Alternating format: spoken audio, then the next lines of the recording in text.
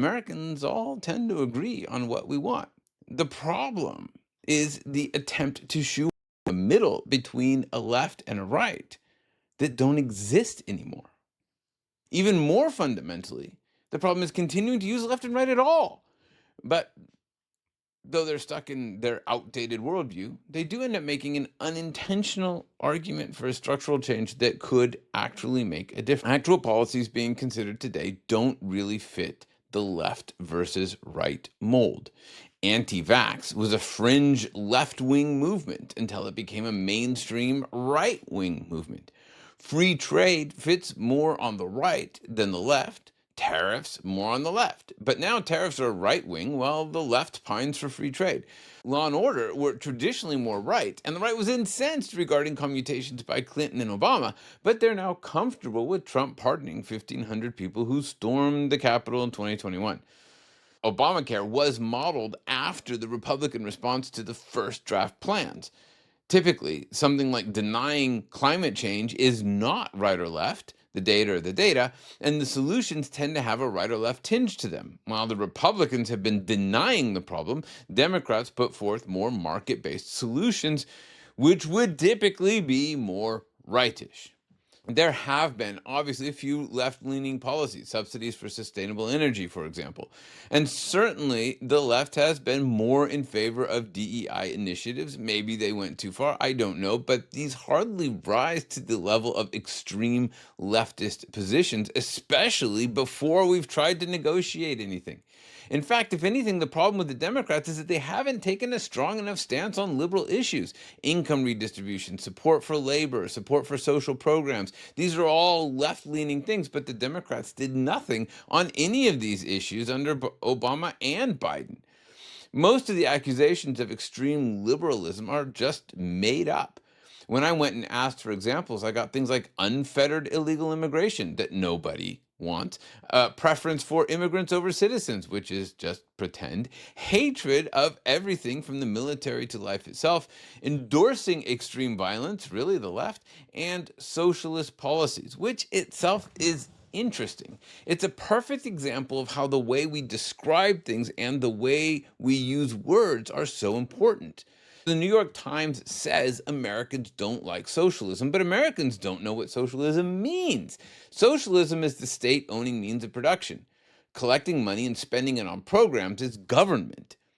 The policies that we like to call socialist, things like healthcare, education, childcare, have broad based support as long as they aren't called socialist. Call them socialist, people don't like them. Don't call them socialist, they love them. Meanwhile, under Trump, the US government took ownership in Intel. Bush led the charge to bail out the auto manufacturers. These actually fit the definition of socialism, but seem perfectly okay on the right. You get the picture. If you look at policy today, the Democrats look like the traditional GOP and the Republicans look like what? As I've outlined above, the Republican policies being enacted at the moment, together with the flagrant disregard for the law and personal attacks on political rivals and ignoring data, are not traditional right wing policies. When did that become conservative? Today's environment isn't right versus left, it's bound by reality or driven by the algorithm. The algorithm has an iron grip on politics. All social media channels have an algorithm that determines what content we see. The goal of the algorithm is not to inform or to be fair, it's to keep us glued to our screen so that we consume more content and therefore more ads. Arguably, the only way is through emotional content. The more emotionally gripping something is, the more outrage it stirs, the bigger the reward on social media. Calling people names, calling them socialists, saying that they prefer immigrants and hate whatever you care about, all have the power to provoke outrage. Now, if you look at the policies and claims I mentioned above, what we are calling right wing is actually just outrage driven invention to create outrage and draw people into the movement. Think of the anti vax movement. What is more emotional? Your child will get sick and die if they get vaccinated, and doctors have been lying about it for decades, or decades of data demonstrate that vaccines are completely safe and save lives. right? The first statement is false, but much more interesting. The second statement is true, but doesn't engage. It's boring. So the algorithm has now extended far beyond social media to drive content for news outlets, Fox, for example, and even the president, who is more concerned about how something plays than what it actually does for constituents. In this context, the Times article is decidedly boring and level headed. It is not emotional. It does not excite. It's factual.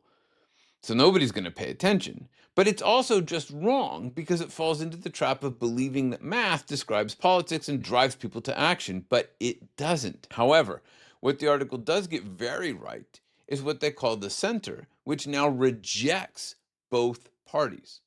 What the Times is calling moderate isn't between the left and the right. It's the people who are not as tightly controlled by the algorithm versus those who are. It's those of us who don't take social media seriously or spend much time on it at all versus those who do. Since most Americans are in the middle and generally supporting the same policy ideas with variations, but not as extreme as anybody's claimed, the differentiating factor is the algorithm, not the political viewpoint. So this creates a problem. If there are two parties and one party is algorithm driven without any real policy suggestions, and the other is not algorithm driven, also without any real policy suggestions, what can we do to get back to some semblance of normalcy and maybe take care of the things that we'd all kind of like to take care of? We need a third party, one that is bound by reality and not algorithm driven or as algorithm driven. So, how can a third party challenge the two traditional parties? Simple, it can't. As the system is set up today, it is mathematically impossible for a third party to challenge the two established parties without structural change. There are a number of ways to do this. I personally like turning the House into a parliament and having people vote for parties rather than individuals. But yes, I know that is not going to happen. Do not worry. There are also some simpler alternatives, one of which is ranked choice voting. You've probably heard about the New York City mayoral election. The reason that this has become so exciting is that actually it's a beautiful example of how ranked choice voting can affect an election. Mandami will almost certainly win. But the establishment Democrats did not want Mamdani to win, nor did the Republicans. In fact, the only people who want Mamdani to win are the people themselves, which is a bizarre thing to give preference to, right? Without ranked choice voting, Mamdani certainly wouldn't have won the primary race. But since ranked choice voting changed the power equation, he did. Whether it's ranked choice voting, a parliamentary house, or something else, we need to have a serious conversation about the real issues in front of. If we keep looking left and right and mathematically carving out a center, we won't have a viable country for much longer.